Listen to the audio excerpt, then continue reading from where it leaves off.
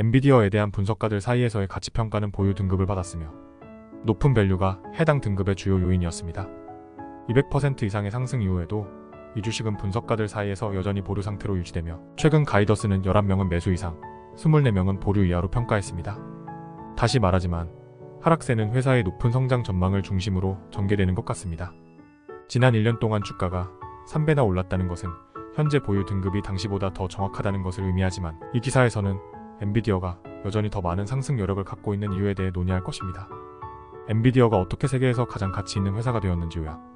1년 전 엔비디어에 대한 첫 번째 기사에서 저는 엔비디어 CEO 젠선 횡이 현재의 데이터 센터는 AI를 위한 준비가 되어 있지 않으며 이로 인해 연간 이 500억 달러의 자본 지출이 증가할 것이라고 말한 내용에 초점을 맞췄습니다. 엔비디어는 본질적으로 제품과 서비스에 대한 수년간의 유일한 게임이었습니다. 기사에서 따라서 엔비디아는 시가총액 1조 달러가 되어야 할 뿐만 아니라 황의 말이 사실로 밝혀지면 세계에서 가장 가치 있는 회사인 애플을 무너뜨려야 합니다. 문제는 엔비디어가 애플처럼 거의 3조 달러에 거래되는 것이 아니라 왜 1조 달러 바로 아래에 거래되는가 하는 것입니다. 이제 엔비디어가 3조 달러의 가치평가에 도달했으므로 해당 가치평가의 지속 가능성에 대한 의문이 제기되는 것은 당연합니다. 해당 기사의 위험 섹션에서 저는 이 기사에서 애플이 소비자에게 제공하고 유지했던 iOS 요소가 엔비디어에 부족할 수 있다고 언급했습니다. 오늘 기사에서는 CUDA가 어떻게 그런 역할을 할 수 있는지에 대해 논의하겠습니다. CUDA가 엔비디어의 iOS가 될 수 있는 이유. 2007년에 엔비디어는 그래픽이 아닌 워크로드를 위한 병렬 컴퓨팅에서 GPU를 사용하는 데 도움이 되는 컴퓨트 유니파이드 디바이스 아키텍처 약칭 CUDA를 개발했습니다. 이를 매우 기본적인 용어로 단순화하기 위해 컴퓨팅이 수행되는 주요 방법은 문제를 한 번에 하나씩 해결하는 것입니다. 순차적 컴퓨팅. 엔비디어는 GPU를 설계했을 뿐만 아니라 대규모 컴퓨팅 문제를 해결하는 데 필요한 아키텍처를 구축했습니다.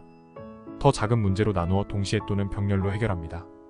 매우 기본적인 용어로 CUDA는 개발자가 병렬 컴퓨팅 AI 작업 부하에 필요한 하드웨어를 사용하고 싶다고 기계에 알리는 데 도움이 되는 소프트웨어입니다. 해당 소프트웨어는 엔비디어의 GPU를 염두에 두고 제작되었으며 그 반대도 마찬가지입니다. 그리고 엔비디어는 매우 초기 단계였기 때문에 CUDA는 AI 모델 훈련을 위한 프로그래밍 플랫폼이 되었습니다. 결과적으로 CUDA로 작업하는 것을 선호하는 사람들은 NVIDIA의 GPU를 사용해야 했고 회사의 GPU를 사용하는 사람들은 CUDA를 사용하는 것이 더 나았기 때문에 엔비디어의 선순환이 만들어졌습니다.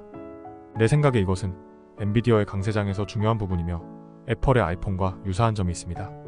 수년 동안 애플은 이것이 단지 하드웨어 회사일 뿐이고 결국 누군가가 더 강력하거나 저렴한 하드웨어를 만들어 모든 시장 점유율을 차지할 것이라는 전제하에 10배의 수익으로 거래했습니다. 그 위협은 iOS 때문에 정확하게 실현되지 않았습니다. 마찬가지로 엔비디어의 경우 더 이상 더 나은 칩이나 더 저렴한 칩을 만드는 것이 아니라 경쟁 업체도 소프트웨어 부분을 해결해야 합니다. 이는 엔비디어와의 경쟁에서 더 어려운 부분일 것입니다. 시간이 오래 걸릴수록 엔비디어가 더욱 확고해지기 때문입니다. 애플의 사업을 생각해보면 머리가 둘 달린 용이다. 귀하가 고품질 하드웨어인 아이폰을 구입하면 애플은 iOS 및 소프트웨어를 통해 지원되는 서비스를 귀하에게 상향 판매합니다.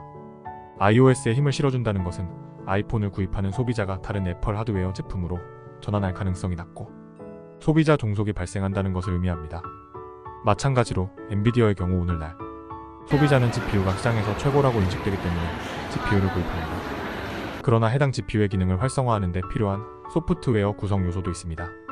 경쟁 우위를 유지하는 것은 CUDA에서 엔비디어의 리더십입니다. 애플과 마찬가지로 소비자가 GPU를 업그레이드할 때가 되면 CUDA는 엔비디어에서만 작동하기 때문에 엔비디어를 고수할 것입니다. 그리고 AMD를 원한다면 컴퓨팅 소프트웨어를 배우고 자신이 만든 교육 모델을 전환해야 하며 이는 애플 소비자가 직면하는 것과 유사한 상당한 전환 비용을 발생시킵니다. 엔비디어의 데이터 센터 기회는 엄청납니다. 엔비디어의 기회가 얼마나 클 수 있는지 이해하는 간단한 방법 중 하나는 AI 스타트업인 COREWAV를 살펴보는 것입니다. 이 회사는 엔비디어 GPU의 주요 공급업체 중 하나가 된 덕분에 불과 몇 주 전에 가치 평가액이 190억 달러로 뛰어올랐습니다. 다음은 회사 블로그의 흥미로운 내용입니다. 당사는 45연계 이상의 GPU를 보유하고 있으며 북미 최대 규모의 GPU 민간 사업자입니다. 당사의 GPU 인프라는 시카고, 노스캐롤라이나, 뉴저지 및 뉴욕의 5개 데이터 센터에서 제공되며 대규모 클라우드 컴퓨팅 회사가 운영하는 자산과 경쟁합니다. 이는 AI 워크로드를 실행하는 데 필요한 데이터 센터 유형에 대해 약 9연계 GPU에 해당합니다. 미국 국제무역위원회는 2021년 전 세계적으로 약 8연계의 데이터 센터가 있을 것으로 추정했습니다. 이제 AI가 새로운 인터넷이라고 믿는다면 해당 8연계의 데이터 센터는 AI 워크로드에 맞게 개선될 것입니다. 엔비디어의 초기 강세. 논제에 대한 요약을 다시 살펴보세요. 이는 7,200만 개의 GPU를 의미하며 이는 데이터 센터 수의 증가 없이 이루어질 것으로 보이는 일입니다. GPU당 최소 30달러의 비용으로 이는 GPU 매출로 약 2조 2천억 달러에 해당합니다. 물론 GPU가 계속해서 향상되면서 필요한 GPU의 양은 줄어들 것입니다. 그러나 이는 데이터 센터의 성장과 GPU 단가 상승으로 상쇄되고도 남을 것입니다. 내 논문과 관련이 있는 컴퓨팅 및 네트워킹 부문에 집중하겠습니다. 위 단락에서 논의한 바와 같이 AI 전환이 현재의 데이터 센터를 최적화하는 데 10년이 걸리고 전 세계 데이터 센터 수가 증가하지 않는다고 가정하면 엔비디어는 향후 10년 동안 760억 달러의 평균 수익을 창출할 것입니다. 그래픽 제외. 그리고 CUDA 덕분에 엔비디어는 현재 고객을 확보할 수 있습니다. AI 데이터 센터로의 전환이 빨라질수록 엔비디어는 지배적인 경쟁 위치를 고려하여 더 많은 판매를 하고 이는 병렬 처리 플랫폼으로서의 CUDA의 입지를 확고히 하고 결과적으로 향후 더 많은 GPU 판매로 이어집니다.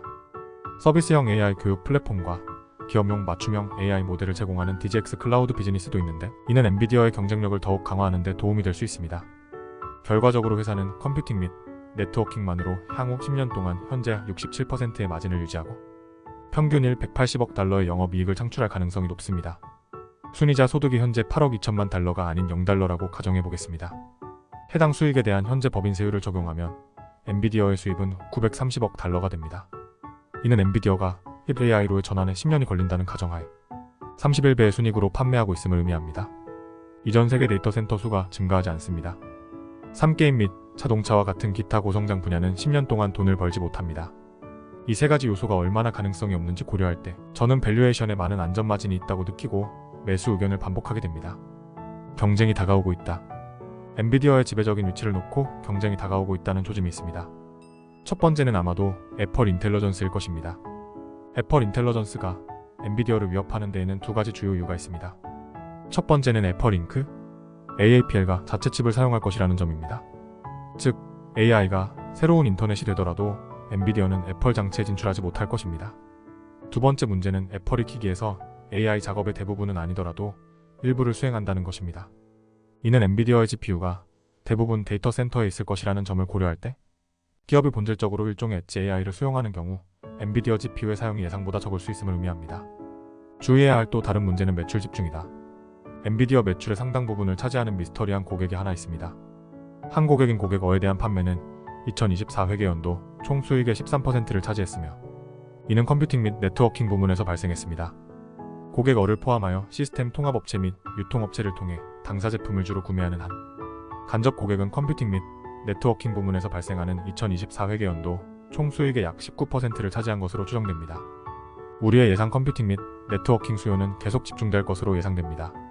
2023년과 2022년 회계연도 전체 매출의 10% 이상을 차지한 고객은 없습니다. 어떤 면에서 이는 AI가 새로운 인터넷이라는 주장의 타당성을 보여주는 중요한 지표입니다. 논문이 타당하다면 모든 사람이 AI를 수용함에 따라 시간이 지남에 따라 판매 집중도가 감소해야 합니다. 그렇지 않다면 집중력이 지속되어야 하며 엔비디어는 이 고객의 변덕에 따라야 할 것입니다. 투자자들은 이 지표에 주의를 기울여야 합니다. AMD 잉크? AMD 및 인텔 코퍼레이션 INTC GPU의 성장도 위협입니다. 차체 경쟁 프로그래밍 플랫폼을 사용하기 때문에 장기적으로 CUDA가 성공할 경우 약화될 것입니다. 예를 들어 오펀AI는 자체 CUDA 대안을 출시했습니다.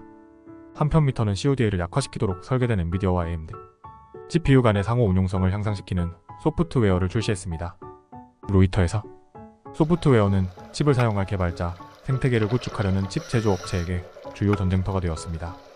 엔비디아의 CUDA 플랫폼은 지금까지 인공지능 작업에서 가장 인기가 높았다. 그러나 개발자가 엔비디어 칩에 맞게 코드를 조정하면 AMD와 같은 엔비디어 경쟁사의 그래픽 처리 장치 또는 GPU에서 코드를 실행하기가 어렵습니다.